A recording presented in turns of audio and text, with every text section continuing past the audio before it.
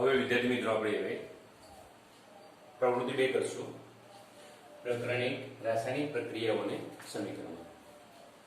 પ્રવૃત્તિ 2 જે આપણે ટેક્સ્ટ બુકમાં આપેલી છે, લેડ નાઇટ્રેટ અને પોટેશિયમ આયોડાઇડ વચ્ચે થતી પ્રક્રિયા સમજવી. તો અહીં આપણે જો પહેલા તો આપણે શું કરીશું, લેડ નાઇટ્રેટનો પાવડર ડબ્બામાંથી લઈશું. તો સૌપ્રથમ નિહાળ એક ભાઈ લેડ નાઇટ્રેટનો પાવડર આપણે પ્રયોગ કરવાનો છે એટલે એમાં જોજો, પણ એ પહેલા થોડી તમને સમજ આપી દઉં છું. લેડ નાઇટ્રેટનો આપણે પાવડર લઈશું. એ પાવડરનો રંગ કેવો છે આપણે જોવાનો છે. તો લેડ નાઇટ્રેટનો જે પાવડર છે કયા રંગનો છે? સફેદ રંગનો હોય છે. હવે એ લેડ નાઇટ્રેટનો પાવડર એક કસરણીમાં લઈ અને ધીમે ધીમે એની અંદર પાણી રેડવાનું છે. તો એ લેડ નાઇટ્રેટનું જલીય દ્રાવણ થઈ જશે. તો પાવડરનો રંગ સફેદ હોવાના કારણે એના જલીય દ્રાવણનો રંગ પણ કેવો હશે? સફેદ હશે. બીજી એક કસનળી જે છે એમાં આપણે શું કરવાનું છે? Potassium iodide. જો પોટેશિયમ આયોડાઇડ બીજી કસનળીમાં આપણે લઈશું. પોટેશિયમ આયોડાઇડ આપણે જોઈશું એટલે એ એકદમ પાણી જેવું પ્રવાહી દેખાશે. ટૂંકમાં રંગવિહીન, કોઈ પણ પ્રકારનો રંગ એ ધરાવતું નથી. એટલે પોટેશિયમ આયોડાઇડનું જલીય દ્રાવણ કેવું છે? રંગવિહીન છે. આ પ્રકારના બે દ્રાવણ લઈશું. લેડ નાઇટ્રેટનું જલીય દ્રાવણ કે જે સફેદ રંગનું છે, પોટેશિયમ આયોડાઇડનું જલીય દ્રાવણ જે રંગવિહીન છે. હવે આપણે શું કરશું? આ લેડ આયોડાઇડ જે દ્રાવણ છે એની અંદર આ લેડ આયોડાઇડનું જે દ્રાવણ વાળી કસનળી છે એ કસનળીની અંદર શું કરશું? પોટેશિયમ આયોડાઇડનું જલીય દ્રાવણ ઉમેરીશું. ઉમેરતા જઈશું એટલે જો આના રંગમાં ફેરફાર થઈ જશે. આ જે દ્રાવણનો રંગ છે કેવો થઈ જાય છે? પીળો થાય છે. પીળો એટલા માટે થાય છે કે અહીંયા લેડ નાઇટ્રેટ અને પોટેશિયમ આયોડાઇડ વચ્ચે પ્રક્રિયા થઈ અને શું બનશે? લેડ આયોડાઇડ બનશે. અને લેડ આયોડાઇડનો રંગ કેવો છે? પીળો. યાદ રાખજો, લેડ આયોડાઇડનો રંગ પીળો હોય છે.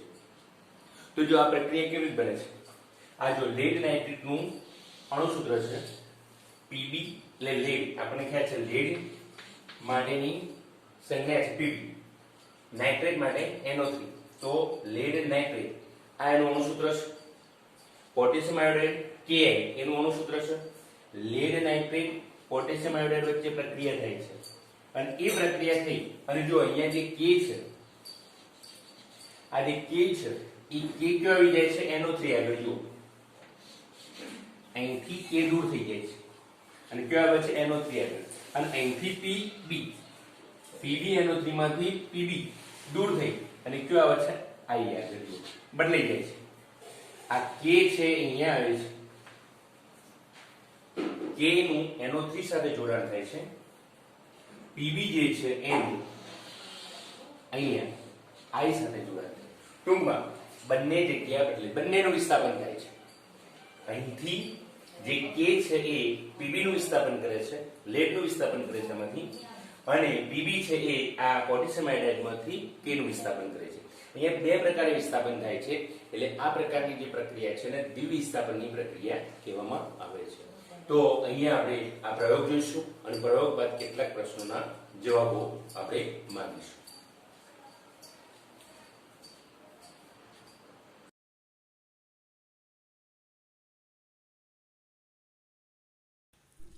ડબ્બામાંથી લેડ નાઇટ્રેટ PbNO3 ટ્વાઇસનો સફેદ રંગનો પાવડર એક કસનળીમાં નાખીશું. ત્યારબાદ બીજી કસનળી લઈ એ કસનળીમાં પોટેશિયમ આયોડાઇડનો સફેદ રંગનો પાવડર એ કસનળીમાં મૂકીશું. એ કસનળીની અંદર સ્ટેન્ડમાં દેખાતી ત્રીજી કસનળીમાંથી પાણી ધીમે ધીમે રેડી અને પોટેશિયમ આયોડાઇડનું દ્રાવણ બનાવીશું. આ કસનળીને હલાવતા પોટેશિયમ આયોડાઇડનું રંગવિહીન દ્રાવણ બનશે. હવે પ્રથમ જે કસનળી હતી જેની અંદર લેડ નાઇટ્રેટનો પાવડર હતો એની અંદર આપણે પાણી રેડ્યું. હલાવતા એ દ્રાવણ, લેડ નાઇટ્રેટનું દ્રાવણ સફેદ રંગનું દેખાય છે. અહીં જુઓ, લેડ નાઇટ્રેટનું સફેદ રંગનું દ્રાવણ. આ છે પોટેશિયમ આયોડાઇડનું રંગવિહીન દ્રાવણ. હવે એક કસનળીમાંથી બીજી કસનળીમાં દ્રાવણ ઉમેરીશું. અહીં આપણે પોટેશિયમ આયોડાઇડ એટલે કે KAIના દ્રાવણમાં લેડ નાઇટ્રેટ એટલે કે PbNO3 ટ્વાઇસનું દ્રાવણ ઉમેરીશું. જુઓ અહીંયા આપણને પીળા રંગનું દ્રાવણ જોવા મળે છે. આ પીળો રંગ લેડ આયોડાઇડ એટલે કે PbI2ને લીધે જોવા મળે. જો પ્રથમ પ્રશ્ન છે લેડ નાઇટ્રેટના પાવડરનો રંગ કેવો હોય છે. તમે પ્રયોગમાં જોયો છે તો લેડ નાઇટ્રેટ જે છે એનો પાવડરનો રંગ કેવો છે? સફેદ છે. એ આપણને ખ્યાલ છે. પોટેશિયમ આયોડાઇડનું જલીય દ્રાવણનો રંગ કેવો હોય છે? તો રંગવિહીન. એ પણ આપણે પ્રયોગમાં જોયું છે. હવે લેડ નાઇટ્રેટ અને પોટેશિયમ આયોડાઇડ વચ્ચે થતી રાસાયણિક પ્રક્રિયાનું સંતુલિત સમીકરણ વિશે આપણે આગળ ભણીશું એટલે તમને મોટા ભાગનો ખ્યાલ હશે. પહેલા તો લેડ નાઇટ્રેટ લખી દઈએ. તો જો આપણે લખવાનું સમીકરણમાં લેડ નાઇટ્રેટ, લેડ એટલે Pb, નાઇટ્રેટનો NO3 અને આ જે છે એ ટૂંકમાં લેડ નાઇટ્રેટ નું અણુ સૂત્ર થયું છે. અને એ કયા સ્વરૂપે? તો પાવડર સ્વરૂપે એને સોલિડ એટલે S લખીશું વત્તા પોટેશિયમ આયોડાઇડ એ જલીય દ્રાવણ હતું એને એક્વા એ EQ લખ્યું. હવે અહીંયા PbI અને વત્તા KNO3 આ સોલિડ છે. આ પ્રકારનું સમીકરણ બને છે. હવે જો અહીંયા NO3 ના કેટલા છે? અહીંયા NO3 ના 2 છે. અહીંયા NO3 નો 1 છે. જો અહીંયા આપણે ડાયરેક્ટ રીતે જોજો. N ના 2 અને ઓક્સિજન ના કેટલા છે? 6. N ના 2 ઓક્સિજન ના 6. અહીંયા N નો 1 ઓક્સિજન ના 3. અહીંયા 2 કરી દઈશું એટલે ટોટલી થઈ ગયા સરખા. પરંતુ અહીંયા કે પોટેશિયમ ના 2 વધી ગયા. અહીંયા પોટેશિયમ 1 છે, અહીંયા 2 છે એટલે અહીંયા 2 કરીશું. તો આ પ્રકારનું જે સમીકરણ છે ને રાસાયણિક સંતુલિત સમીકરણ કહેવામાં આવે. એ આગળ આપણે ભણીશું એટલે ખ્યાલ આવી જશે. એટલે આ પ્રમાણનું એ સમીકરણ બને છે. PbI2 નો રંગ કેવો હતો? તો આપણને ખબર છે. કેવો રંગ હતો? પીળો. આ કયા પ્રકારની પ્રક્રિયા છે પણ આપણે વાત કરી. બંને બાજુ વિસ્થાપન થાય છે એટલે વિસ્થાપન પ્રકારની પ્રક્રિયા છે. હવે આપણે આગળ એક પ્રયોગ કરીશું. એમાં ધ્યાનથી જોજો. એમાં આપણે ઝીંકના દાણાદાર ટુકડા લઈશું, હાઇડ્રોક્લોરિક એસિડ લઈશું, કેટલાક સાધનો લઈશું અને પછી પ્રયોગ કરીશું. ઝીંક ધાતુ અને મંદ હાઇડ્રોક્લોરિક એસિડના પ્રયોગમાં ઝીંક ધાતુ, માચિસ, મીણબત્તી આ સાધનો જોઈશે. ઉપરાંત આપણે મંદ હાઇડ્રોક્લોરિક એસિડ જોઈશે. મંદ હાઇડ્રોક્લોરિક એસિડ આપ જોઈ શકો છો. એના પછી આપણે ટેસ્ટ ટ્યુબમાં પહેલેથી જ ઝીંક ધાતુ ભરેલી છે. ટેસ્ટ ટ્યુબ હોલ્ડર સાથે સાથે આ છે ડ્રોપર. એ ડ્રોપરની મદદ વડે હાઇડ્રોક્લોરિક એસિડ આપણે આ ટેસ્ટ ટ્યુબમાં નાખીશું. હવે વિદ્યાર્થી મિત્રો, સાધનોની યોગ્ય ગોઠવણી કરીએ. ટેસ્ટ ટ્યુબમાં પહેલેથી જ ઝીંક ધાતુ ભરેલી છે. ઝીંક ધાતુ ભરેલી ટેસ્ટ ટ્યુબને આપણે સ્ટેન્ડ ઉપર વ્યવસ્થિત રીતે ફિટ કરેલ છે. હવે આ ટેસ્ટ ટ્યુબમાં હાઇડ્રોક્લોરિક એસિડની બોટલમાંથી ડ્રોપર વડે મંદ હાઇડ્રોક્લોરિક એસિડ ભરી અને એ ડ્રોપર આકૃતિમાં બતાવ્યા પ્રમાણે આપણે ટેસ્ટ ટ્યુબની અંદર ધીમે ધીમે એ ડ્રોપર વડે મંદ હાઇડ્રોક્લોરિક એસિડ નાખીશું. તમે જુઓ છો આપણને ટેસ્ટ ટ્યુબમાં હાઇડ્રોજન વાયુના પરપોટા જોવા મળે છે. ટૂંકમાં અહીં બંને વચ્ચે પ્રક્રિયા થઈ હાઇડ્રોજન વાયુ ઉત્પન્ન થાય છે. તેની સામે મીણબત્તી આપણે લાવીએ તો હાઇડ્રોજન વાયુ સળગે છે. હવે બીજો પ્રયત્ન કરીએ છીએ. ઝીંક ધાતુ ભરેલી ટેસ્ટ ટ્યુબને ટેસ્ટ ટ્યુબ હોલ્ડર વડે પકડી ડ્રોપરમાં મંદ હાઇડ્રોક્લોરિક એસિડ ભરી ધીમે ધીમે કસનળીમાં મૂકતા ઝીંક ધાતુ અને હાઇડ્રોક્લોરિક એસિડ વચ્ચે પ્રક્રિયા થઈ. જુઓ હાઇડ્રોજન વાયુ ઉત્પન્ન થાય છે અને જે સળગે છે પ્રકાશિત વાદળી જ્યોતથી સળગે છે. તમે જોઈ શકો છો મીણબત્તી બુઝાયેલી હોવા છતાં પણ એ સળગે છે. પ્રયોગ બાદ આપણે કેટલાક પ્રશ્નો પ્રયોગ આપણે જોયેલો છે. ઝીંકના ટુકડાની આસપાસ શું દેખાય છે? તો આપણે એક પ્રશ્નનો જવાબ છે ઝીંકના ટુકડાની આસપાસ હાઇડ્રોજન વાયુના પરપોટા. કેમ દેખાય? તો ઝીંક અને હાઇડ્રોક્લોરિક એસિડ વચ્ચે પ્રક્રિયા થઈ અને હાઇડ્રોજન વાયુ ઉત્પન્ન થાય છે. હવે જો હાઇડ્રોજન વાયુ ઉત્પન્ન થાય છે એ હાઇડ્રોજન વાયુ અહીંયા વિદ્યાર્થી મિત્રો યાદ રાખજો, જે આપણે કસ નળી લીધી હતી એમાં જે હાઇડ્રોજન વાયુ ઉત્પન્ન થાય છે તે જો સળગતી, તમે સળગતી માચિસ જે છે, માચિસનું જે સ્ટિક છે, માચિસની જે સ્ટિક છે સળગતી જે સ્ટિક અહીંયા રાખશો તો શું થશે? ધડાકાભેર સળગી ઉઠશે. અથવા તો તમે અગરબત્તી જે છે, અગરબત્તી સળગાઈ પછી ઓલવી દીધા બાદ જે જલતી અગરબત્તી જો એને નજીક લાવશો તો તરત જ જ્યોત દેખાશે તમને. એટલે અહીંયા હાઇડ્રોજન વાયુની હાજરી સૂચવે છે ભાઈ હાઇડ્રોજન વાયુ ઉત્પન્ન થયો. જો એને અહીંયા સળગતી કોઈ પણ વસ્તુ રાખીશું તો એ ધડાકાભેર સળગી ઉઠશે. અથવા તો જે આપણે અગરબત્તી સળગાઈને આપણે જે રાખીએ છીએ એને નજીક લાવશો તો શું થઈ જાય છે? જ્યોત થાય છે. એ હાઇડ્રોજન વાયુનો પુરાવો થાય છે. કોનિકલ ફ્લાસ્ક પર શેષ હતા આપણે એના અડ્યા તો એ ગરમ થાય છે. ટૂંકમાં એ ગરમ થયેલું ઉષ્માક્ષેપક પ્રક્રિયા. ઝીંકના ટુકડા એટલે ઝીંકના ટુકડા હતા એ સોલિડ એટલે ઘન સ્વરૂપે હતા. હાઇડ્રોક્લોરિક એસિડ એ આયન હતું. બંને વચ્ચે પ્રક્રિયા થઈ. શું બન્યું? ZnCl2 એ સોલિડ છે, ઘન સ્વરૂપે છે અને વત્તા હાઇડ્રોજન વાયુ બન્યું. વાયુ એટલે ગેસ એટલે G. અહીંયા એના સ્વરૂપોની અહીંયા વાત થાય છે. તો આપણને ખ્યાલ છે કે હાઇડ્રોજન અહીંયા 2 છે, અહીંયા 1 છે. શું કરશું? 2 હાઇડ્રોજન. ક્લોરીનના 2 થઈ ગયા તો અહીંયા ક્લોરીનના 2 થઈ. રાસાયણિક સમીકરણ સંતુલિત થઈ ગયું. એ આપણે આગળ ભણીશું કેવી રીતે કરવાનું છે. ઝીંકના ટુકડા અને મંદ હાઇડ્રોક્લોરિક એસિડ વચ્ચે થતી પ્રક્રિયા એ કેવા પ્રકારની પ્રક્રિયા છે? તમને યાદ છે તો એ ઉષ્માક્ષેપક પ્રક્રિયા છે. કારણ કે એમાં શું થાય છે?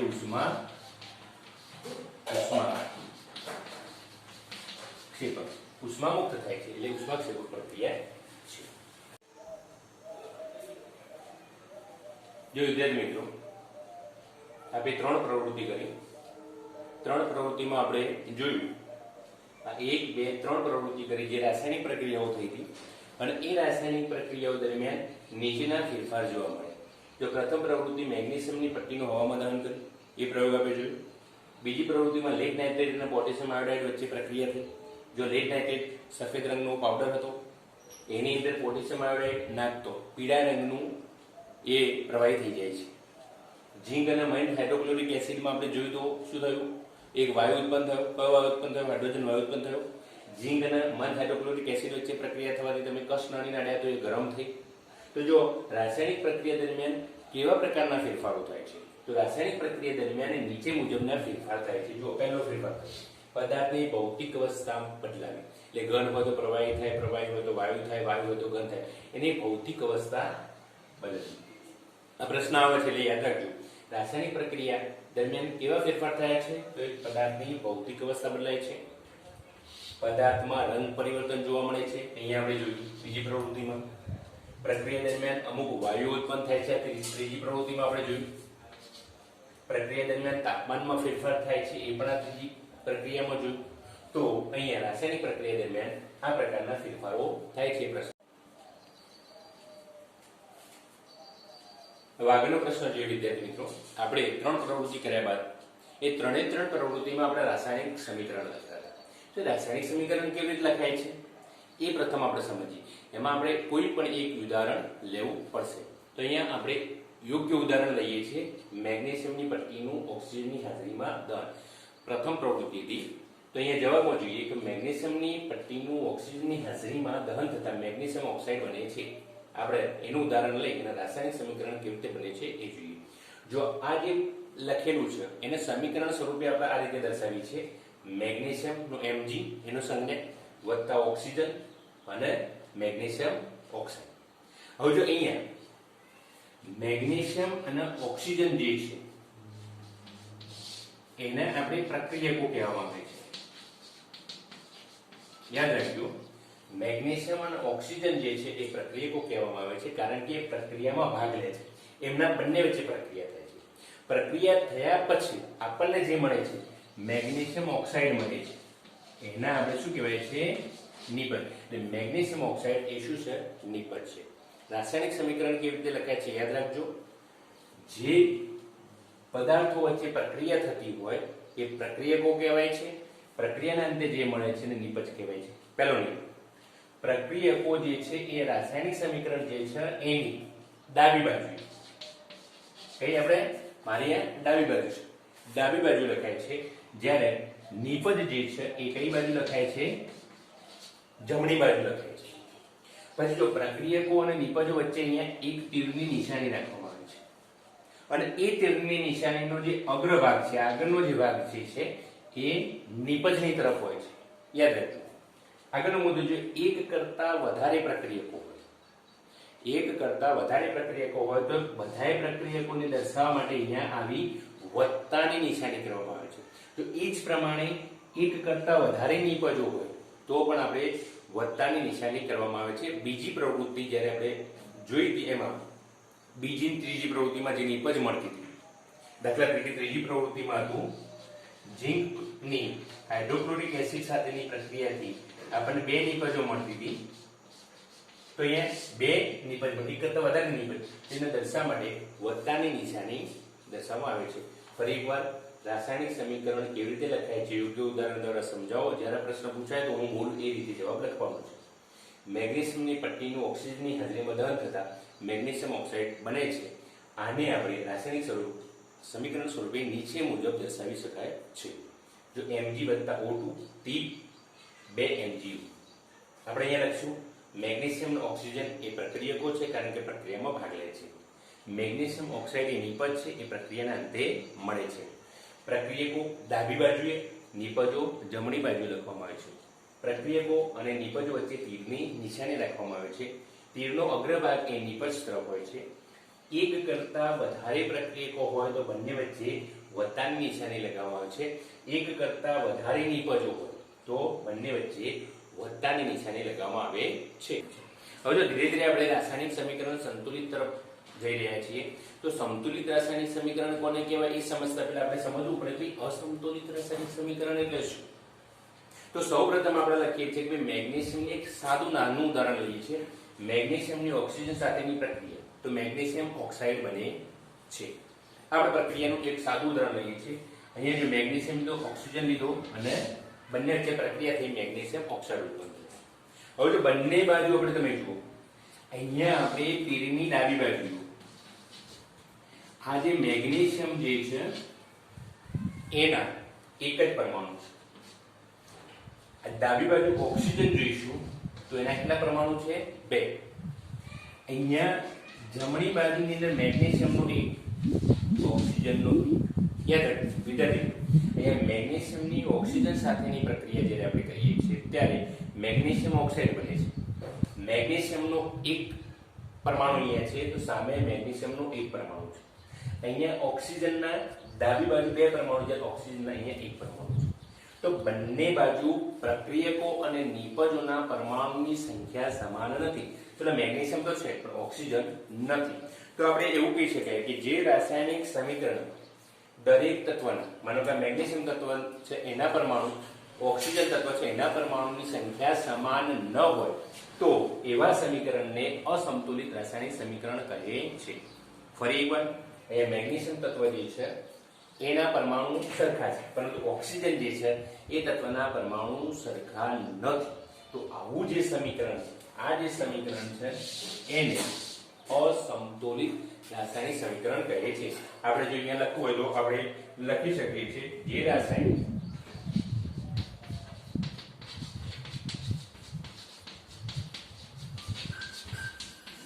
રાસાયણિક સમીકરણમાં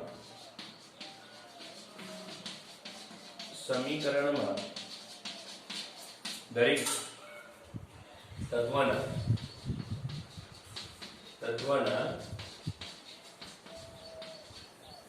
પરમાણુની સંખ્યા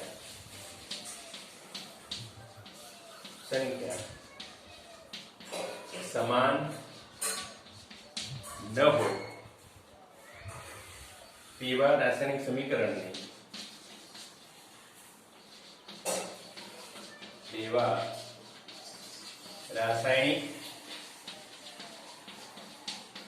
સમીકરણને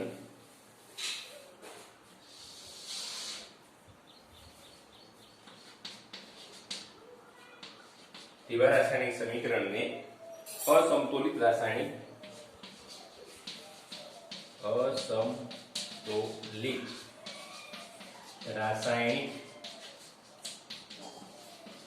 સમીકરણ કહે છે. તો વિદ્યાર્થી મિત્રો આપણને ખ્યાલ આવી ગયો કે કોને અસમતોલિત કહેવાય? તો જેમાં તત્વના પરમાણુની બંને બાજુ સંખ્યા સમાન ન હોય તો એને અસમતોલિત રાસાયણિક સમીકરણ કહેવાય છે. હવે જો આ જે બંને બાજુ દ્રવ્યમાન અને પરમાણુની સંખ્યા સમાન નથી, જોઈએ પરમાણુની સંખ્યા સમાન નથી એ પણ આપણે જોયું. તો દ્રવ્યમાન આ ડાબી બાજુએ ઓક્સિજનનું દ્રવ્યમાન ડબલ થશે, કારણ કે અહીંયા કેટલા છે?